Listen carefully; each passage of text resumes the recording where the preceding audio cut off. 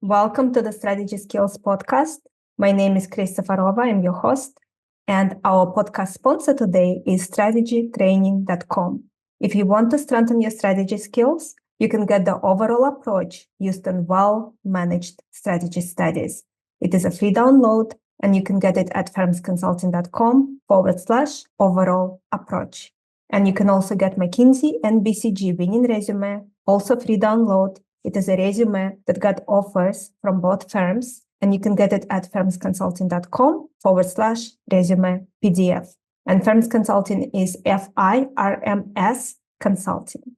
Today, we are speaking with Mike Maples Jr., who is an entrepreneur, venture capitalist, podcaster, and the co-founder of FLOODGATE, a leading seed stage fund in Silicon Valley that invested in companies like Twitter and Twitch at the very beginning of their startup journeys. Welcome, Mike.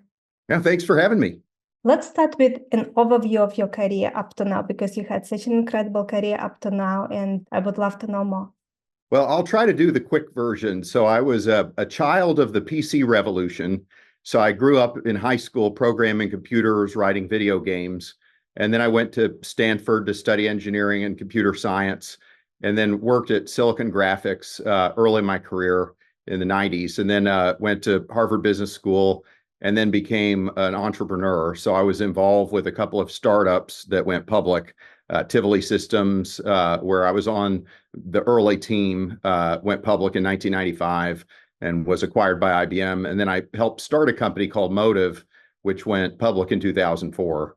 And after that, I decided to shift gears a little bit and become an investor. And so I became one of sort of what they call one of the OG seed investors, and started investing in the mid 2000s, starting about 2005. And so I've been doing nothing but seed investing ever since. And I invest too early, way too early, or sometimes even legally ambiguously too early in startups before they've had any success and before the world believes in what they're doing.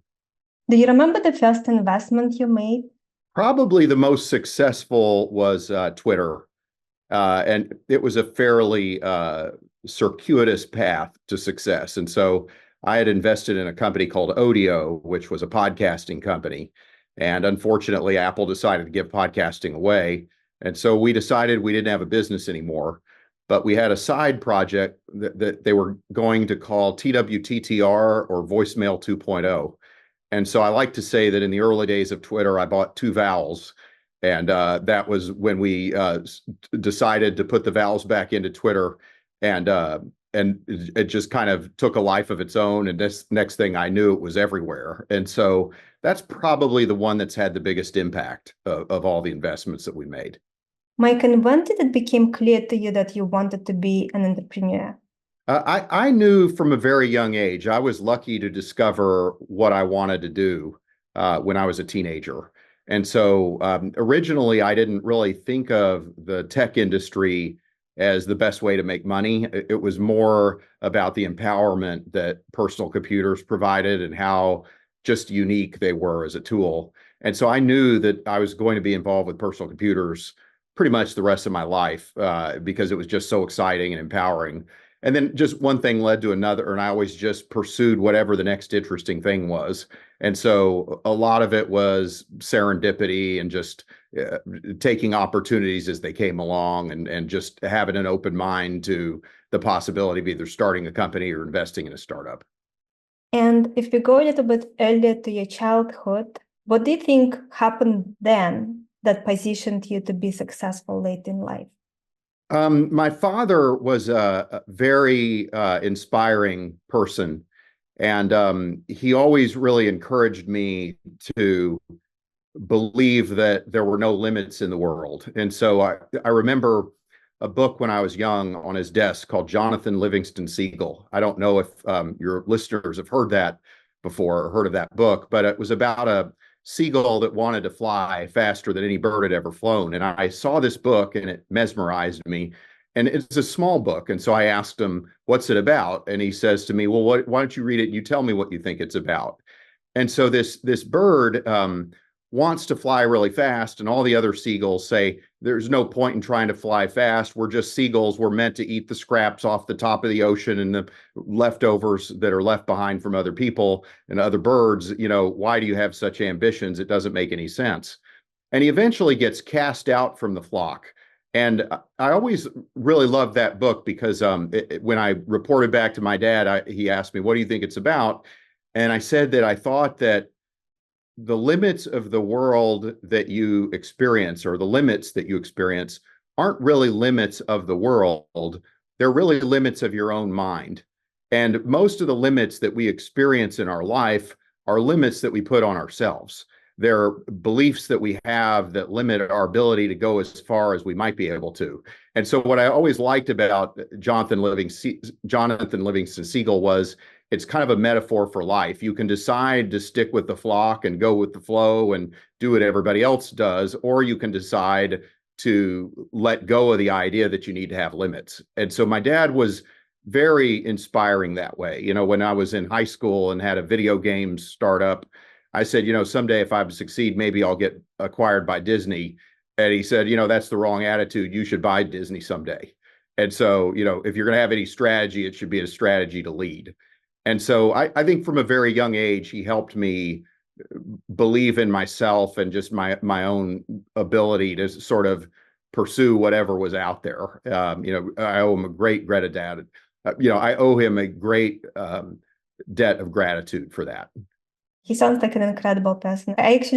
When you said you should be thinking about that someday you can acquire Disney, this is something that I sometimes say, things like that. So I could really understand where he was coming from. And it's such an important thing to say to a child because it really positioned you completely differently. You followed a different path. What do you think are some of the key qualities you learned from him other than what you just covered? Well, in life, we're told to do certain things. We get rewarded in school for giving the answers to the teacher that they want to hear. We're rewarded for fitting in. We're rewarded for finding our place in the hierarchy and finding our place in society. And as a result, very often we become more concerned with fitting in than in standing out. And only people who are different can truly make a difference. And so one of the things I think I really learned from him, and it translated really well to my entrepreneurship career and later my investing, was that you have to be different to make a difference. And that you don't always even know if you're right when you're different. In fact, all you know at first is that you're being different. But in order to have super performance, in order to be extraordinary, you have to leave the ordinary. You have to depart from the consensus. And so that is not natural for us, because we get rewarded as we grow up for conforming to the consensus, for playing the rules that are as they are given. And so I think that that's pretty important. And that's always something that I've carried with me that he taught me. You learned about limiting beliefs very early in life. When you read that book, did you start identifying some limiting beliefs in yourself, or was it something that you came back to later on as you were an adult? I think it's something I came back to later on. I think I've always been ambitious, and I've always felt like you can set the rules. You don't always have to follow the rules. But there are things that I've learned later in life about limits that are more subtle. So, there's a story I've always liked about two young fish are swimming in the ocean, and a big fish swims up to the little fish and says, "Hey, boys, how's the water?" And the two little fish swim a little bit more. And then one of them says to the other, "What the hell is water?" And it's like sometimes there are things all around us that are so embedded in our experience, we don't notice the pattern. We don't notice that we're assuming things, that we're bought into certain assumptions that don't necessarily have to be true.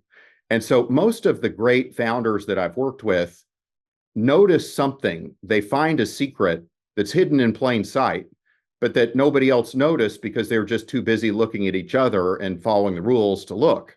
And so, I have this term that I sometimes like to call insights or earned secrets that are very often the underlying foundation of a great startup.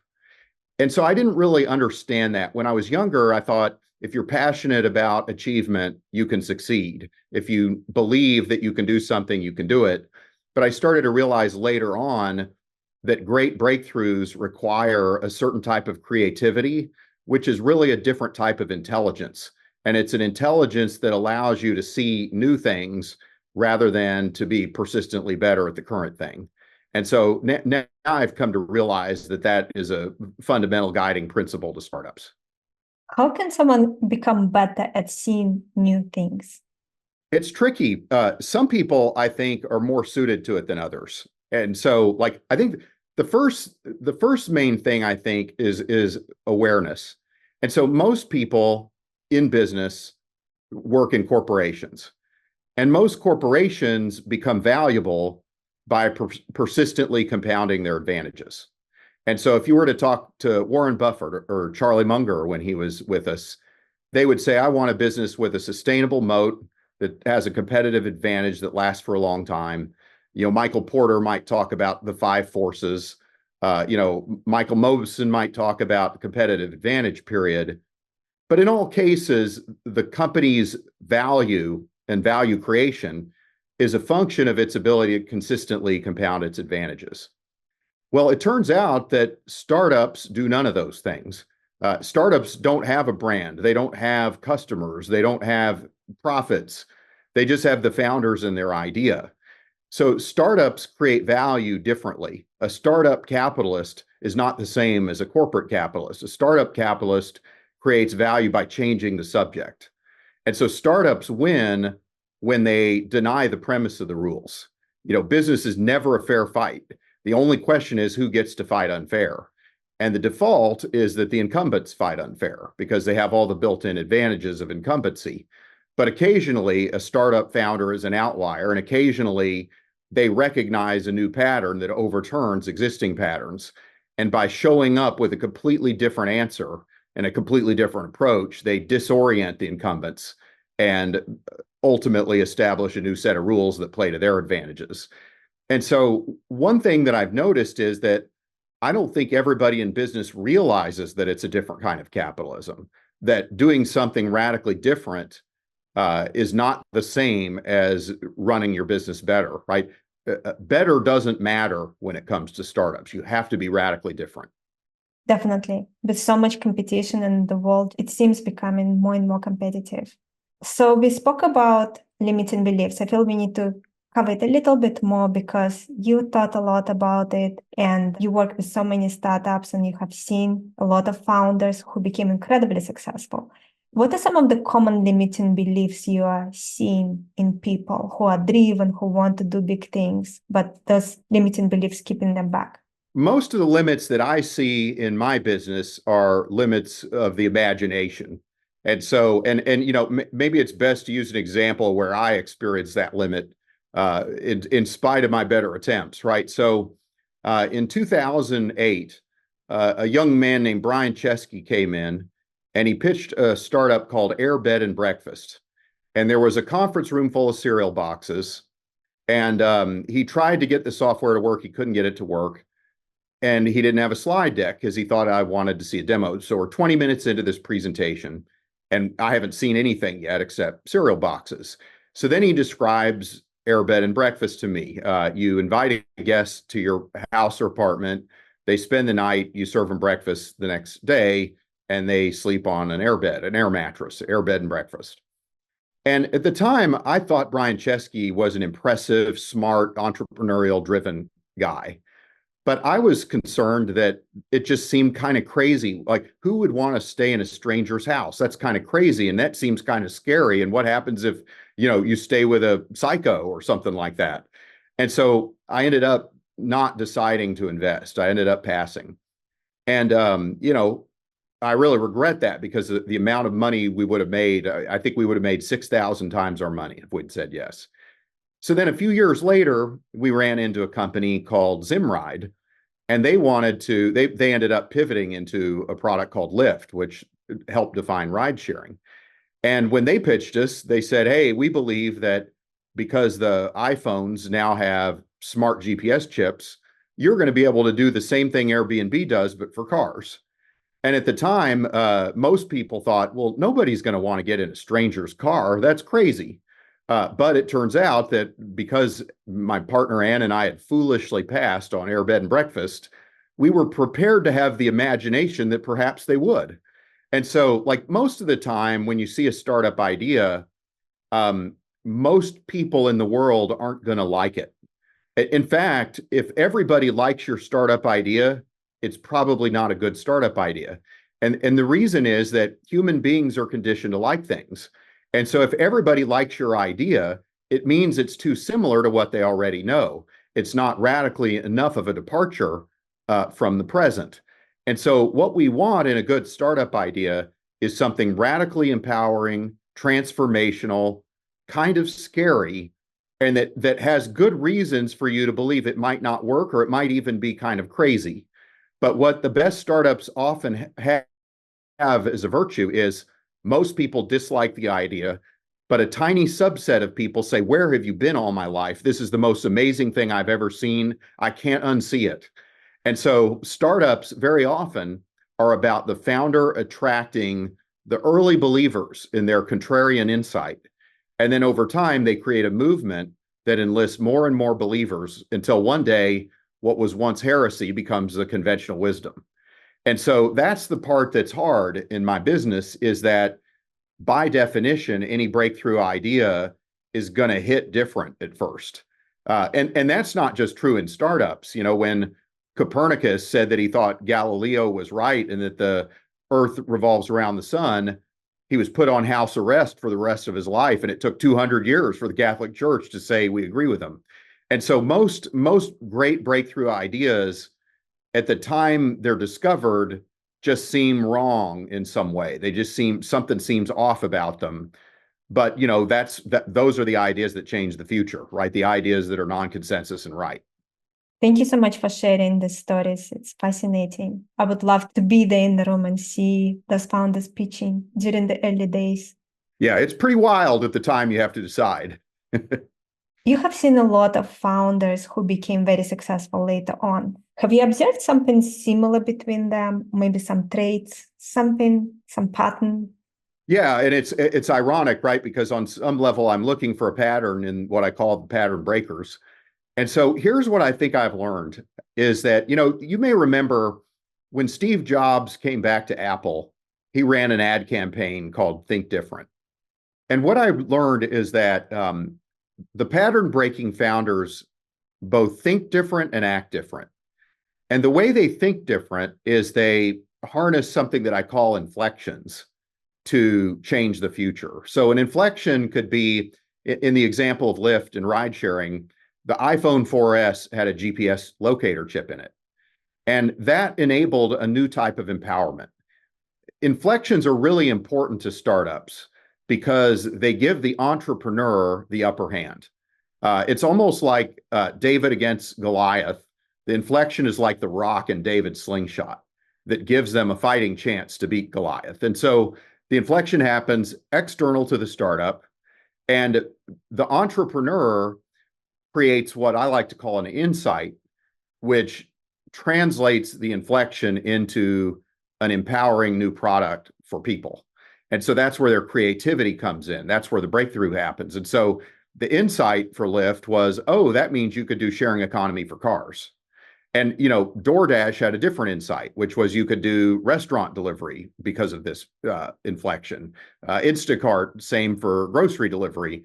So those entrepreneurs all had different insights about how to harness the empowerment of those inflections. And so when they think differently, they come up with these ideas that are radical and transformational, but they empower specific people in specific ways that are very compelling. And then when they act differently, it's not enough to just have the right idea. You have to convince people to move to a different future with you. And so you have to create a movement that moves people. And so what the great founders do is they create movements and they master the art of storytelling to convince other like-minded people to go on a journey with them to that different future of their design. And by doing so, they make the future that they want to envision into a real future. So we have to think differently in terms of the ideas that we come up with. If we don't think differently, then we're going to succumb to the limitations of having an idea that's incrementally better than what's already known. And if we provide an incrementally better product, we have unwittingly bought into a context. We bought into the rules as they are established. We bought into the rules of the incumbency. Only by being radically different can we change the rules. And we do that by harnessing inflections and insights. And that's how we break the limitations of the current pattern in terms of the idea. But then we also have to realize that our actions can be limiting. And so, for example, Lyft was willing to launch a service that was illegal in San Francisco. And if they had waited for permission from the government, they would have certainly been denied that permission. You know, the government of San Francisco would have said no. However, once they launched the service and people fell in love with it, now they were negotiating with the government in a different playing field. The government was going to have to take a product away from a bunch of its citizens that they loved and that they really wanted. And so, you know, in that case, to ask permission was to seek denial. And so they had to dare to act differently. And, you know, there are different degrees of disagreeableness, but a startup fundamentally is always a disagreeable act. A breakthrough startup is always in disagreement with the present. It says that the future is not going to be an extension of the present, but it's going to be radically different, something that can't be reconciled with the present. And so when we act differently, we have to be willing to be disagreeable in the right context. But we also have to realize that there's a balance. If we're just disagreeable for its own sake, if we just act like a jerk or we don't act honestly or we just deceive people, that goes too far. And so what you want is the right level of disagreeableness to fulfill the mission, but you don't want to just be gratuitously disagreeable. Mike, and looking at your experiences with startup founders who have done very well later on, any other traits that common between them? For example, level of intensity versus them being laid back, anything else that comes to mind? Yeah, I would say that just over and over again, the willingness to do unconventional things, right? So like Brian Chesky, before he could raise any money, funded Air Bed and Breakfast by selling cereal boxes that had Obama O's and Captain McCain brunch on the cereal boxes because he was capitalizing on the buzz of the election. You know, Justin Kahn, who haven't really talked much about so far, was one of the co-founders of a company that became Twitch. It started out as Justin TV. And when I first met him, he had just sold his prior company, which was a calendar company called Kiko. And Google had decided to do their own calendar and give it away for free. And so Justin's like, okay, we're out of business. So he and Emmett Shear decided to sell their company on eBay. And so they're basically not even 2 years out of college, they sell their company on eBay for $250,000. And I remember thinking, who sells their company on eBay? You know, whenever you try to sell a company, you try to sell it to another company. You don't try to just put it on an auction site and see what happens. And so looking back on it, though, that was much more of a feature than a bug, because most of us wouldn't have even assumed that was in the available set of options. And so a lot of what we see in these pattern-breaking founders is a willingness to improvise in ways that are unexpected and in ways that break the mold and in ways that sort of would defy our common sense or conventional wisdom. This is such a great example you shared. One of the biggest benefits I feel we bring to our clients when we work with people one-on-one or in small groups is this ability to bring a set of options that they have not considered for themselves. And then it opens up things for them that they never thought were possible. This is very, very powerful thing. I hope everyone listening now paying attention. Yeah. Oh, yeah. And Chris, the other thing that I think is interesting, and this may resonate with some of your clients or just other people that you've worked with in these companies, ironically, the best companies have the hardest time breaking patterns because the best companies got that way not by accident. They got that way by being good at their business. And so ironically, it's the thing that makes them so good that creates a bias against doing something radically different. And so sometimes it's easier for companies that don't perform well to do the pattern breaking change. And so one of the things I've realized is that entrepreneurs versus corporate execs one type of business person isn't necessarily better than the other or even more creative. It's that they have a different risk profile. And so the entrepreneur has nothing to lose and only maximum upside to gain.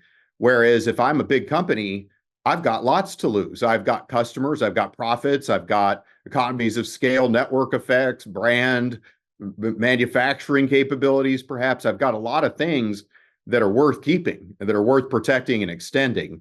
And so a lot of times what it takes to succeed in that type of a business is a very different set of traits than the traits you would observe in somebody like Brian Chesky or Justin Kahn.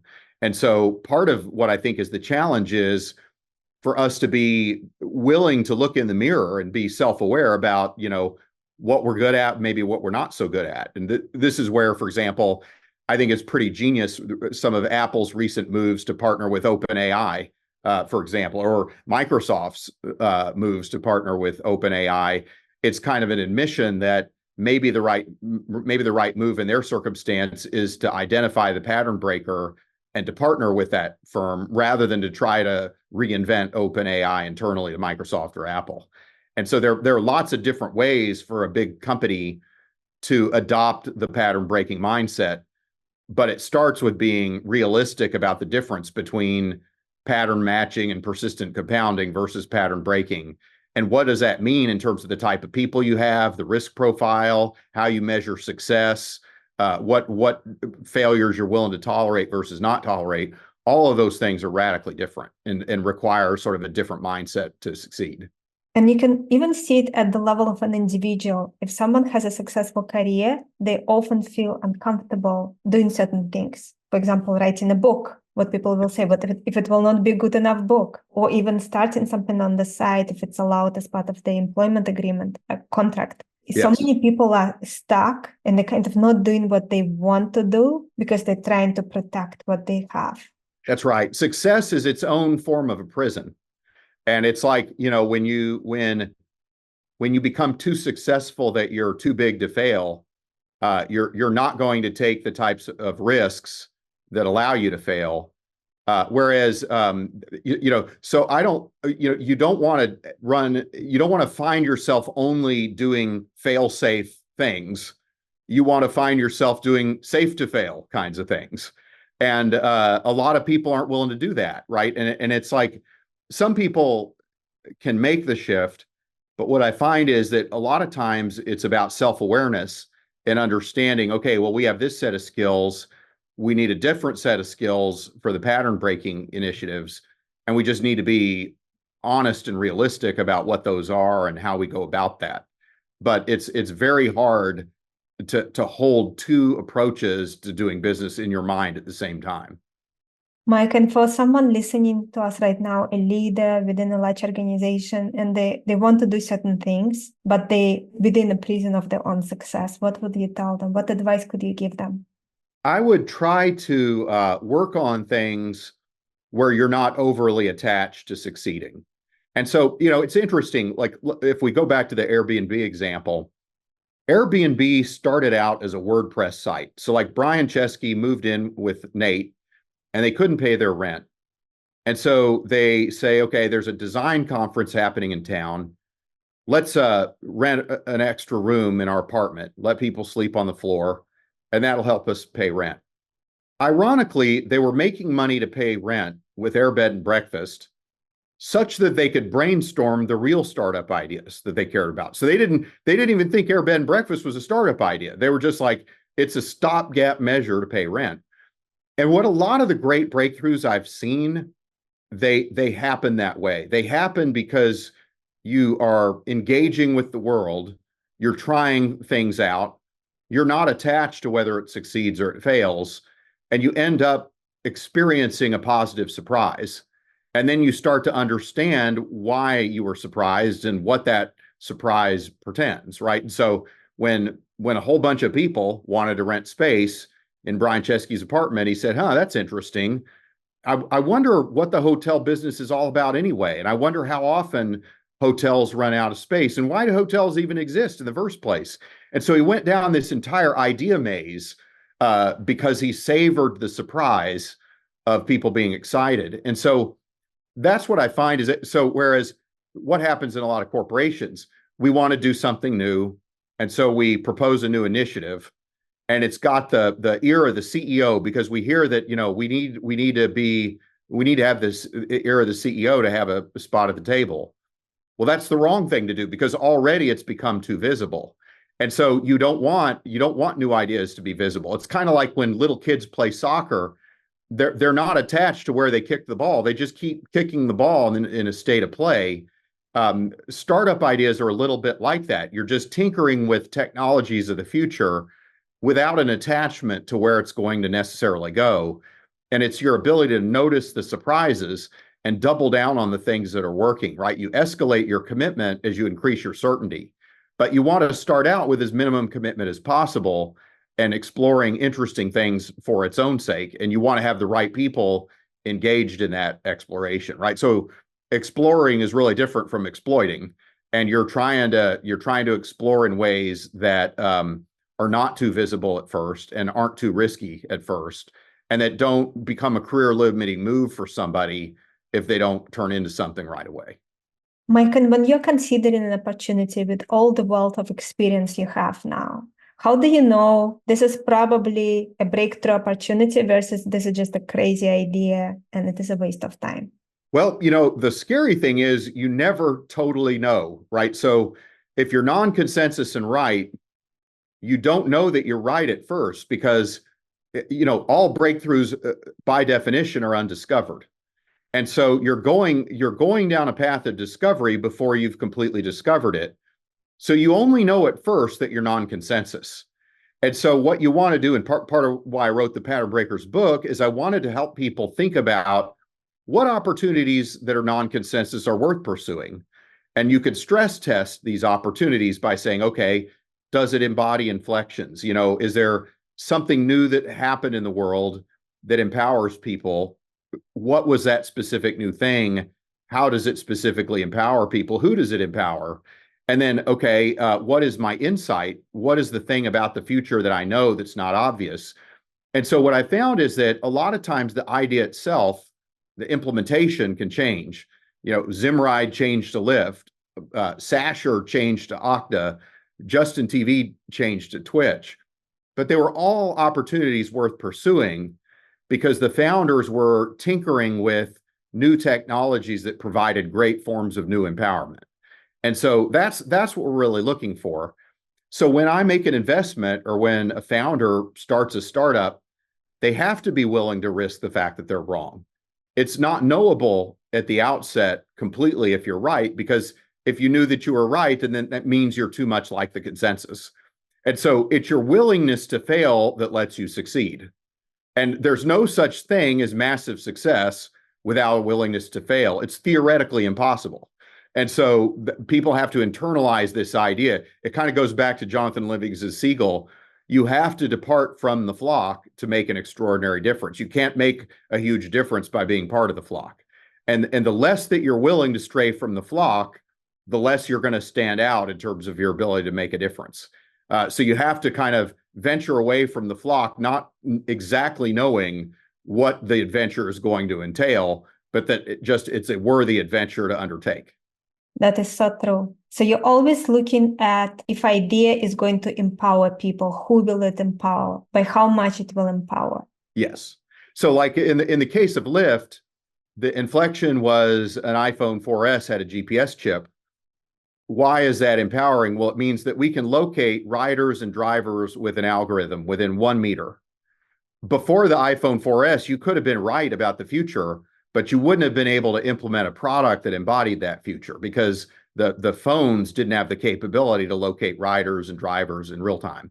So that was the inflection. And that inflection felt powerful because it felt like a whole lot of people were going to have smartphones and a whole lot of people could potentially want to take rides. And so you say, okay, that feels like a very powerful inflection. You want to stress test the inflection. You want to say, okay, under what conditions might it not work? Well, if the government outlaws GPS locator chips, if Apple stops shipping phones, right, that have GPS chips, then the empowerment conditions would not be met. But we thought that those were willing, we were willing to take those bets. We felt good about the fact that they would happen. So then the insight is, based upon this, I think I can create a ride sharing network that shares cars the way Airbnb's shared housing space. And the non-consensus part is, will people get in a stranger's car? Because if they won't, then it's not going to work. But if I can establish that people will, then all bets are off, right? This could be giant. But at the time that Ann and I invested, and the time Logan and John started it, that wasn't knowable yet. We had a theory about why they might, but you couldn't know decisively. And by the time you did know, it was a huge, giant, obvious home run, right? It was like by the time that fact was established, it was clear that ride sharing was going to be massive. And so that's kind of what you're looking for, is that non-consensus and right view of the future that harnesses these empowering inflections. It's so interesting, Mike. So when you're thinking about empowerment, it seems you think more about how it empowers my startup to do something that couldn't have been done before. When you said empowering people, I actually thought about, you mean it will empower now people who, for example, don't have a car to be able to get a ride cheaper. It will empower people who can quickly make extra money by driving someone from point A to point B. Are you thinking about that part of empowerment as well, or you focus specifically on the company? Well, both. So like when probably you folks have heard this term on your show, product market fit, right? And I have a very specific definition of product market fit. I say, what can we uniquely offer that people are desperate for? And so when you think about it, if you have an insight, what you offer should be unique by definition, because you have an insight that's non-consensus. And so now what we need to do is come up with an implementation that navigates that unique, empowering insight to the people most desperate for its empowerment. So you rightfully point out, right, with ride sharing, riders were empowered by it because it was low cost. You could get a ride fast. You could know it was going to come. You could know when it was going to come. You could see the car on a map. You could, in fact, decide you didn't want to own a car after not too long. And if you were a driver, perhaps if you're a college student, or you want to make some extra money part-time, now you had an ability to do that. You could participate by driving a lot or by driving very little. However you wanted to participate, you could. And so that was very empowering. It was a way to make money without having to join a new company, or without having to update your resume, and without having to commit to a certain number of hours. So you're absolutely right. And if an insight harnesses an inflection, the empowerment should be very profound, because you're providing a set of capabilities that the world has never seen before. And so I like to say that a great startup idea forces a choice and not a comparison. Like, startups lose when they have to play the comparison game. Nobody when they saw Lyft said, "Oh, how does that compare to taxis?" It was like you couldn't unsee it. You took one ride and you're like, okay, this is how it's going to be in the future. And so I like to say, if everybody is selling apples, you don't want to be a 5 times better apple. You don't want to even be a 10 times better apple. You want to say, I'm the world's first banana. And nobody's ever seen a banana before, and not everybody likes bananas, but everybody who does like bananas, I'm the only company in the world who has them. And, if you are desperate for bananas and what they offer, I uniquely offer it. And so that's where you want to be when you're a startup, right? And so a banana can't be compared to an apple, can't be reconciled to an apple. And that's why I say you want to force a choice and not a comparison. Choose between bananas and apples, but you can't reconcile them. Choose between ride sharing and taxis, but you can't reconcile them. Choose between living like a local in Paris, in an Airbnb in a neighborhood in Paris, or stay in a Four Seasons where the experience is going to be just like the Four Seasons in Austin, Texas, or San Francisco. You can't reconcile the two, and it's okay. Whichever one you choose is fine, but you can't compare the two. And so that's where you want to be when you're a startup. You want to be something that can't be reconciled with anything that's ever come before. So in a way, you are basically meeting a need that someone has in a new way. Yes, that's right. And I like to say, and that's why better doesn't matter. you have to be radically different, right? The problem with better for a startup is that it's likely that they won't be desperate enough. And so if a customer's not desperate for the empowerment that the startup offers, why would they be crazy enough to do business with somebody likely to go out of business? And so I need to feel like there's no other way for me to get this form of empowerment but from this startup, that there's nothing else that can reconcile what I just saw with what this startup can do with what everybody else can do. Yes, so the current solutions are not meeting a need properly, the way a person wants it to be met. That's right. And quite often especially when I talk to somebody who sells business software, the first question I ask is, okay, you're talking to customers, you solve a problem. How did they try to solve that problem before? And in what way did they fail when they tried to solve that problem? And I like to say to people, if they're desperate, they will have tried to solve it before. Because like, why would you be desperate to solve a problem you've never tried to solve? And so like, if I've tried to solve the problem and failed, I know the problem exists and I'm potentially desperate to solve it. But if I've never made any attempts whatsoever to solve it, then it's hard to support the idea that I would be desperate to solve it. And so we look for these customers who are desperate for this new type of empowerment. And when the startup arrives, they're like, I've been waiting for you, right? When you start to draw on the whiteboard, they steal the pen out of your hand and start completing the drawing for you on the whiteboard. And this is important because founders and startups don't create the future on their own. They co-create the future with early believers. And those early believers that believe first are the desperate. And eventually what happens is the desperate get their needs fulfilled, and more people see the empowerment that the new capabilities provide, and more people embrace the new pattern. And more people over time forget that there was ever a different pattern. So now it's hard sometimes to describe Airbnb, how crazy it looked, because now we take for granted that Airbnb was successful. Now we assume that the pattern that Airbnb has established is a valid pattern. But there was a window of time where that was not true at all, right? Where it was very unconventional to believe that it could work. And most ideas are kind of like that at the time, right? They seem kind of crazy at the time you had to decide. So when you're looking for patterns that you want to interrupt, you need to look for desperate people within a particular space where someone's need is not met. It needs to be a large enough group to sustain you during the early days. Yes. And the corollary to that is don't waste your time with people who aren't ready to join your movement. And so it's okay if not everybody likes your idea. In fact, that's how it should be if your idea is good. And so what some founders, they fall into the trap of wishing that everybody would like their idea or trying to convince lots of people to like their idea. What we want to do is figure out the people who are ready to move with us because they're desperate and spend our time with them and only them, convincing them to move with us so that we can co-create the future with them. And over time, more and more people decide they're ready to move. More and more people decide they're willing to take the risk. Now it doesn't feel like a risky thing where you stick your neck out. Now it feels like a safe thing. But we're never going to convince everybody at first. We have to convince the right people and spend our time with the right people. If we would take a look at management consulting, for example, would you see any patterns that are kind of likely to be broken? Well, one pattern that might be broken might be to say, okay, AI feels like not just one inflection, but multiple inflections. Every new LLM is an inflection. And, when I was a kid, I'd mentioned that I grew up with the PC. That was the era of mass computation. And then we just came out of an era of mass connectivity.